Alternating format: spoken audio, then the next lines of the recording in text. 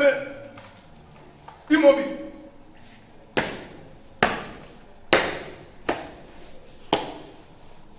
Monsieur le Président de la haute cour militaire, mon colonel, la police d'audience est rangée pour vous rendre des honneurs et vous présenter les prévenus qui comparaissent à l'audience de ce jour. Commandant police d'audience, adjudant chef Dongala Djangani. À vos ordres, mon colonel.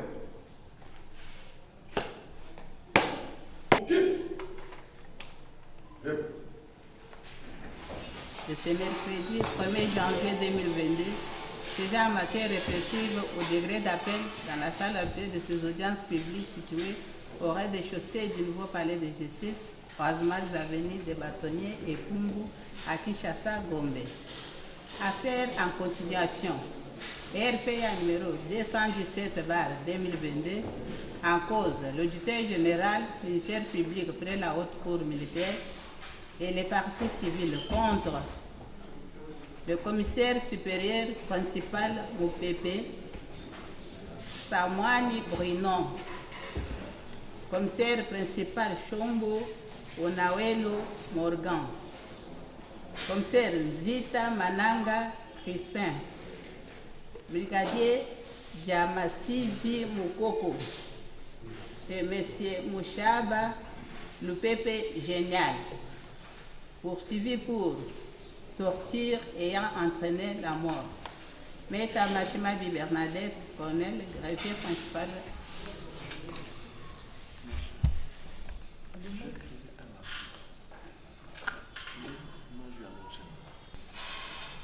L'affaire RPA numéro 217/2022, cette affaire met en cause l'auditeur général du ministère public de la haute cour militaire et partie civile Chibanda Kachama et consorts au commissaire supérieur principal Moupepe Samouani Bruno, commissaire principal Chong Onawelo, commissaire principal Chong Onawelo Morgan, brigadier Diamasivi Mukoko.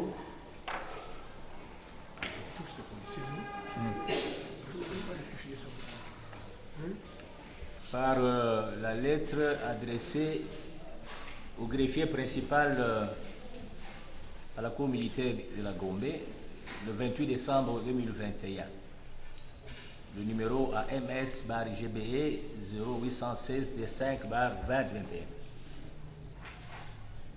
Avec pour copie information premier président de la haute cour militaire à l'auditeur général, premier président cour militaire, commandant prison militaire, commandant quartier militaire de l'eau. Objet, acte d'appel. Conformément aux dispositions de l'article 175 de l'arrêté d'organisation judiciaire numéro 299/79 du 20 août 1971 portant règlement intérieur des cours, tribunaux et parquets, j'interjette appel contre l'arrêt rendu sous RP 247/21 dans l'affaire opposant l'auditeur militaire supérieur, ministère public et la partie civile Chibanda Kachama contre le commissaire supérieur Mopepe Soumouani Bruno et consorts. Accusé réception. C'est signé Kassongo et Jiba Blaise, général de brigade, auditeur militaire supérieur près la coupe militaire de Kinshasa. Voilà, monsieur Logan. Fait appel par obligation légale, parce que la loi nous oblige, toute le fois, qu'il y aura condamnation à la peine capitale ou à la peine pénale à perpétuité, le ministère public doit faire appel. C'est en respectant cette disposition légale que nous avons fait appel. Donc nous n'avons pas de commentaires à faire par rapport à notre appel, parce que nous l'avons fait par obligation légale. Nous avons dit. Appel le 29 décembre 2021 au greffe de la cour militaire de Kinshasa Gombe, séant à Kinshasa, devant le major Soki Kilolo, Jetou, greffier divisionnaire accompagné Chilumba Kamba Christian. porteur d'une procuration de remise en date du 28 décembre. La procuration est annexée à l'acte d'appel et lequel a déclaré interjeter appel contre l'arrêt rendu par la Cour militaire de Kinshasa-Gombe en date du 24 décembre dans la cause sous RP numéro 247-21. Donc, Commissaire, quels sont vos moyens d'appel? Pour les intérêts du commissaire supérieur principal de Bruno, pour vous exposer les motifs d'appel. Lesquels motifs d'appel trouvent sa base légale dans le code de procédure pénale. Donc vous allez constater que la Cour militaire de Kinshasa-Gombe a rendu en date du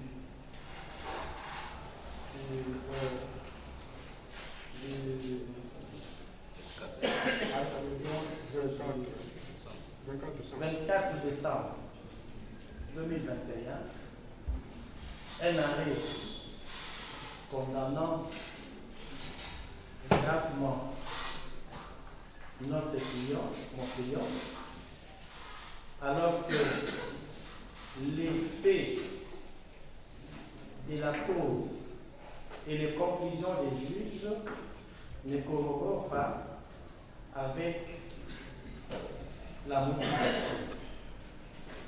Il y a d'abord l'absence de motivation dans cet arrêt, en violation flagrante des articles 87 du Code de procédure pénale, qui voudrait que lorsque l'on doit présenter une décision, à l'espèce un arrêt, que cette décision-là puisse contenir une motivation devant amener à une conclusion qu'on appelle dispositif. Vous constaterez qu'il y a une contradiction entre les motifs et les dispositifs. Ça, c'est de 1. De 2, il y a absence de motivation ayant conduit à la conclusion de la participation criminelle et autres préventions détenues à charge de mon client, le colonel Ndou Pété. Et cette sanction est assortie du renvoi de mon client de la police. Ce qui n'est pas justifié par la loi. Troisième motif. Il n'y a pas d'éléments de preuve pouvant corroborer d'autres pièces pour les éléments du dossier pour justifier la participation criminelle. Quatrièmement, l'article 87 du Code de procédure pénale exige comme mention 1. Les noms des juges, les noms des officiers du ministère public, les noms du greffier, l'identité des parties, l'indication des faits de la prévention, un exposé sommaire des actes de poursuite et instruction à l'audience. Nous insistons, un exposé sommaire des actes de poursuite et d'instruction à l'audience, ce qui n'est pas le cas en l'espèce. Vous constaterez que cet arrêt ne contient pas les déclarations de parties à l'audience pour amener à une contradiction afin de conclure au non-lieu ou à pouvoir retenir la qualification. 5. La manière dont ils étaient arrêtés vous allez constater et présenter devant le premier juge, les faits leur reprochés n'ont pas été définis dans l'acte d'accusation ou dans leur traduction directe par devant le premier juge, à l'occurrence la cour militaire Gombe.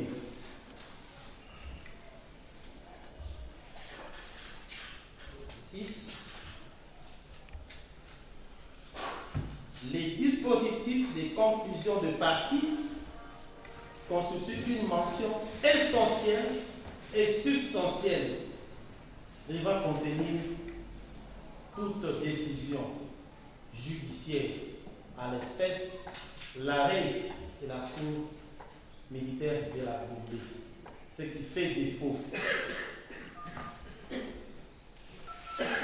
Je me limite pour l'instant en ce qui concerne notre client, le commissaire supérieur Moupépé, le commissaire principal supérieur Moupépé. On parlait également pour le commissaire. Maître bienvenue Massou, avocat de l'association. Et pour mon cas aussi. On a violé une règle sacrée en matière pénale qui est la responsabilité personnelle, en ce que le juge a fait une mauvaise application de l'article 21 en ce qui concerne la participation en imputant des faits à une partie qui n'en a pas participé ou qui n'en est pas auteur. Il s'agit là d'une violation grave, non seulement des dispositions constitutionnelles, l'article 24, mais aussi des dispositions du code pénal militaire. Deuxièmement, en ce qui concerne les griefs que nous portons sur la motivation. En réalité, c'est l'absence de motivation qui s'égrène en, premièrement, la contradiction des motifs. Nous allons le démontrer. On ne va pas revenir sur ce que les autres ont déjà dit. De motivation. Et la dénaturalisation des faits, nous allons y revenir, mais principalement aussi, comme je viens de dire, la violation de cette règle de sacro-saint qui est la responsabilité personnelle en matière pénale. Commissaire Nzita. Commissaire Sibemou, vous pouvez vous asseoir. Vous pouvez vous asseoir. Vous pouvez vous asseoir. Maintenant, c'est Nzita. Commissaire principal, c'est qui? Chong, voilà. Commissaire Chong. Nous sommes ici devant vous, juges expérimentés, en qui la République a reconnu les talents et les compétences. C'est pour soumettre à votre censure une œuvre de la cour militaire de la Gombe, à laquelle nous reprochons plusieurs griefs, que nous allons résumer en deux. En effet, le premier grief contre cette décision de la cour militaire est relatif à la violation flagrante de droit de la défense que nous avons bien voulu coupler à la motivation erronée. En effet, mon client Chongo Onawelo a été déféré sur les forces des accusés dans une affaire de mort d'homme Olivier Manda,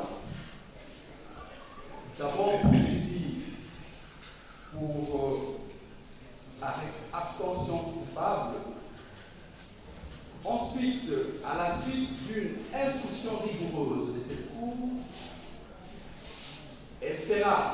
le ministère public fera votre face pour le poursuivre de l'infraction d'arrestation arbitraire, infraction sur laquelle la cause a été largement plaidée. Après plaidoirie, non seulement des avocats, mais également de l'intervention personnelle de M. Chongo Onawelo, quelle n'a pas été notre surprise. Cette cour, sans avoir posé aucune question, sur l'infraction des violations des consignes, c'est-à-dire sans avoir instruit sur cette infraction, eh bien cette Cour va condamner M. Chongo Onawelo Morgan de l'infraction de violation des consignes, et ce, à 10 ans de prison.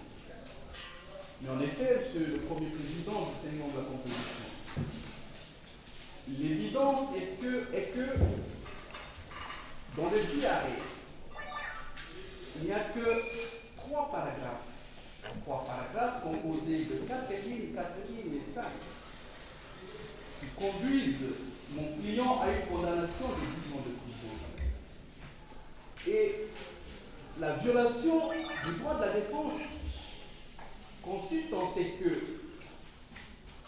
le principe du contradictoire, qui constitue le piédestal de droit de la défense constitutionnellement garanti à l'article 19 et 61.5, ou même la Constitution dit clairement que même lorsque l'état d'urgence aura été proclamé, l'on ne peut en aucun cas gérer les droits de la défense.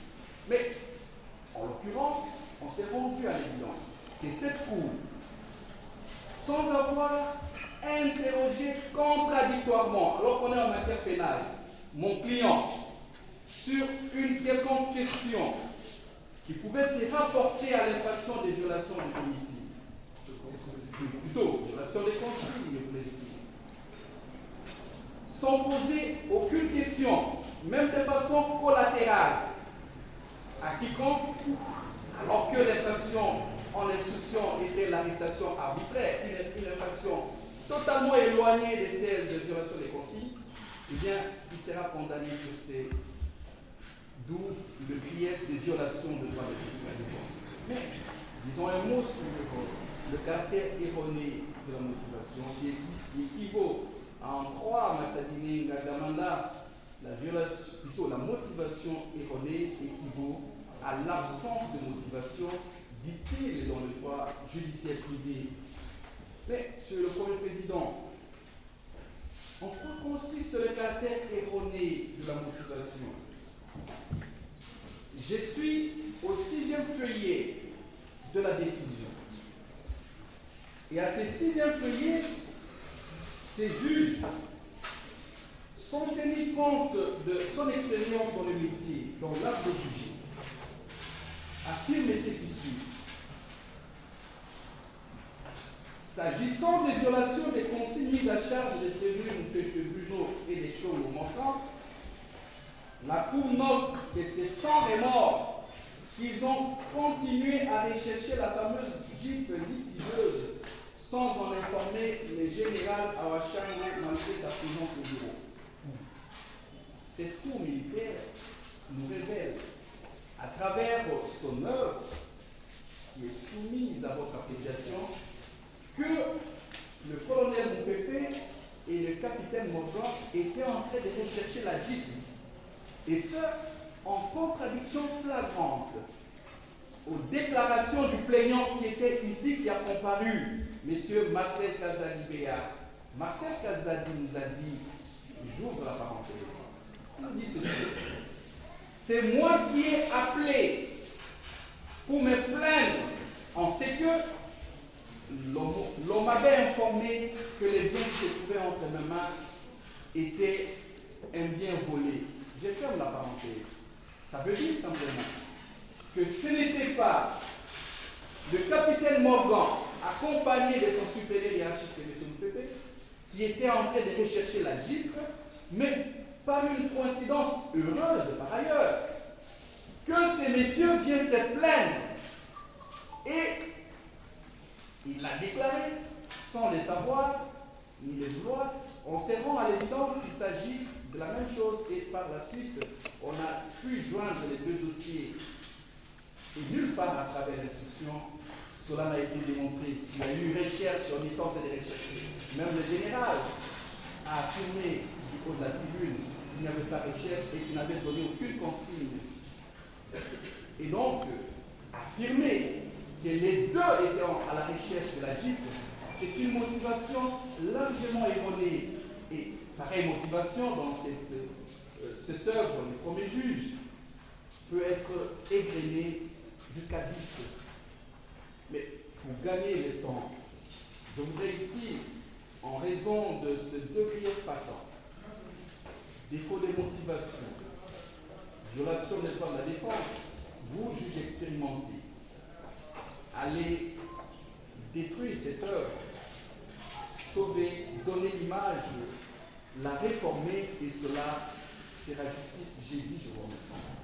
Et quand le juge parle du colis, ils font allusion à la victime, alors que nulle part, pendant le procès, on a fait allusion à cet aspect des choses. Lorsque le ministère public avait utilisé le mot colis, c'est toute la défense qui s'en était opposée pour dire qu'il n'y a aucune preuve quant au fait que le prévenu Zita avait reçu un colis.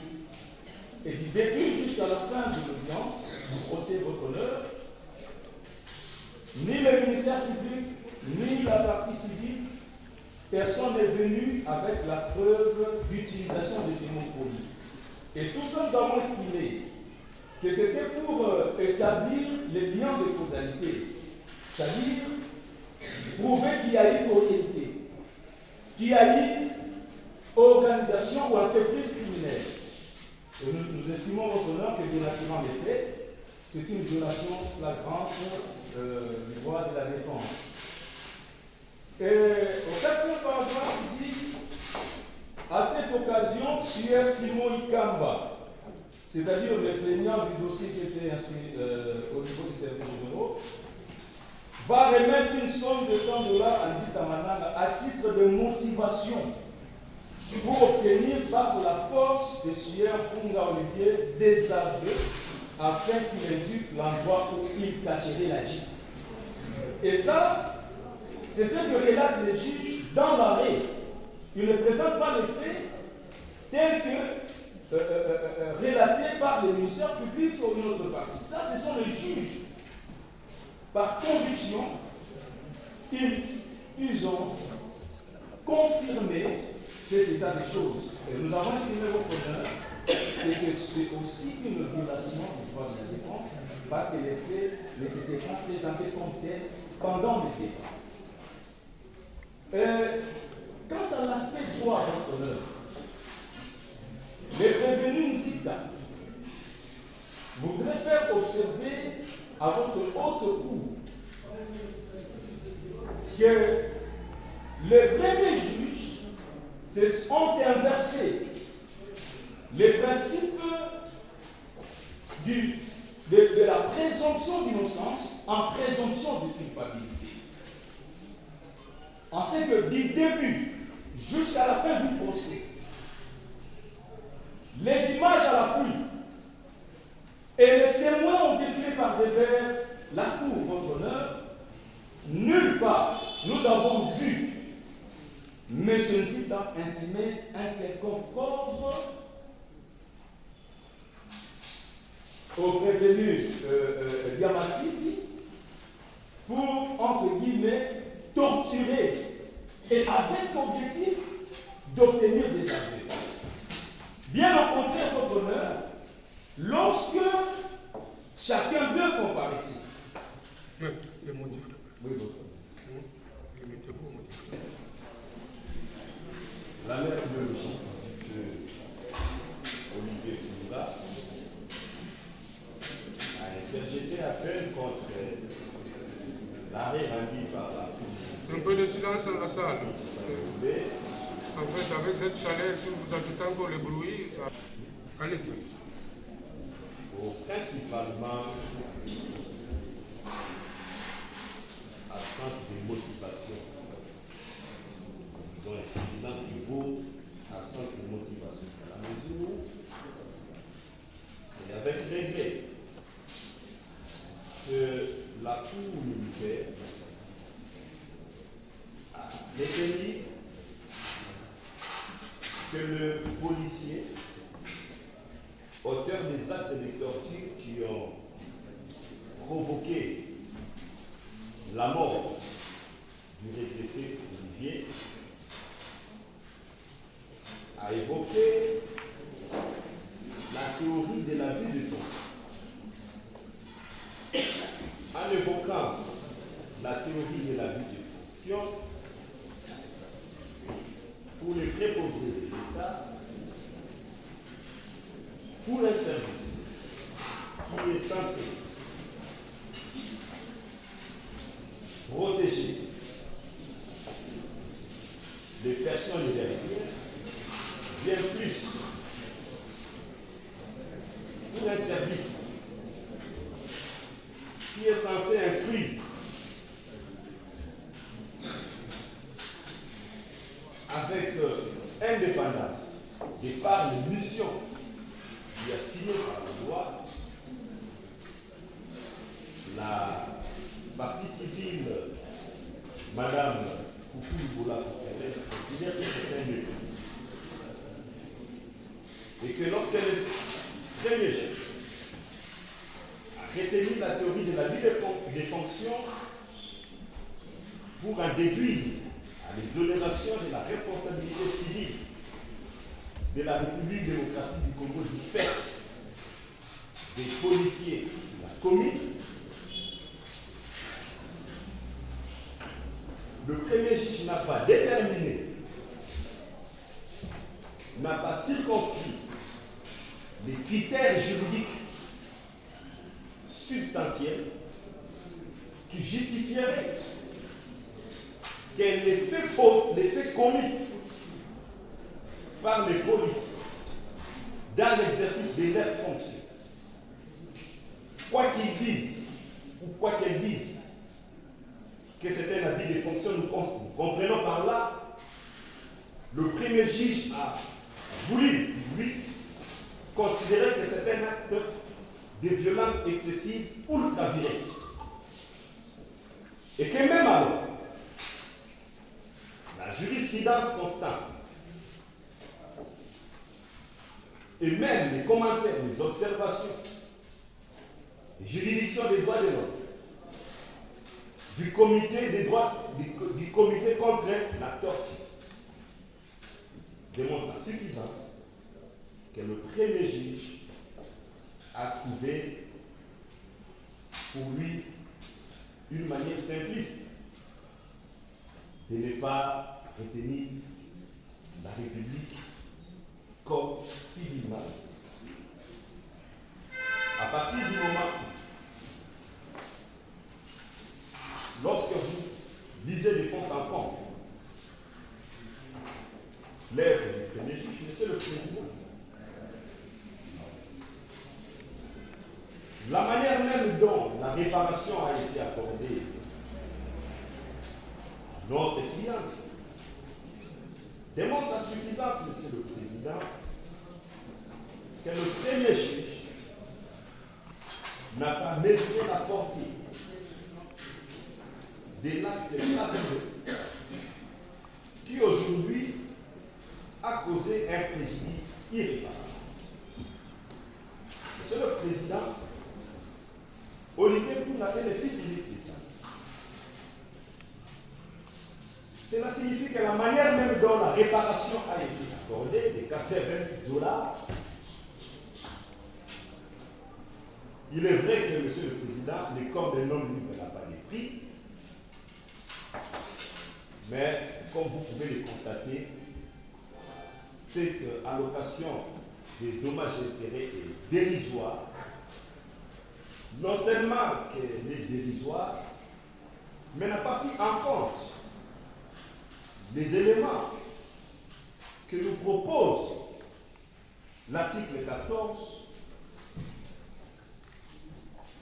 de la Convention contre la torture, qui est un instrument juridique ratifié.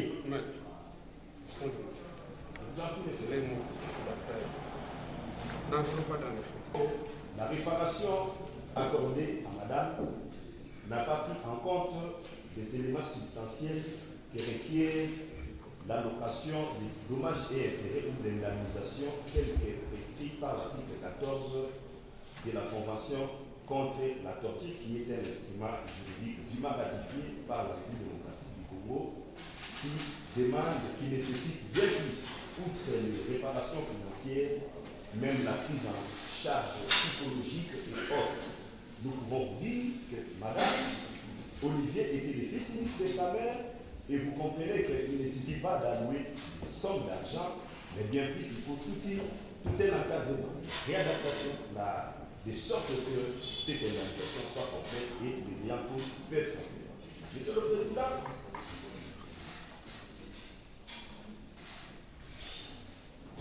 vous êtes en train de dire que le premier juge ne s'est pas rendu à l'instant. C'est bien de condamner. Ça, c'est quoi le plus normal? Les auteurs de l'acte infractionnel. Mais le premier juge, dans aucun feuillet, n'a épinglé les droits de la défense, les droits fondamentaux de M. Olivier Toumba qui ont été littéralement violés. Les droits à l'homme, la garantie d'accès à la justice. Encore que, arrêtés arbitrairement, tous ces éléments n'ont pas été mis d'accord. Donc, pour dire que nous considérons, nous allons revenir au moment opportun avec force vitale, avec conclusion, pour démontrer que l'État congolais demeure les civilement responsables. Son visage. Donc, lorsque l'État reste comme ça, nous considérons que l'État est une connivence. Nous allons nous arrêter ici. Donc, nous devons discuter sur la date de la remise. En fait, il y a un juge qui voyage. Il ne revient qu'après 15 jours. Ce qui fait que la date est possible, c'est le 22. Le 22. Ministère public, je ne sais pas si... Juin. Non,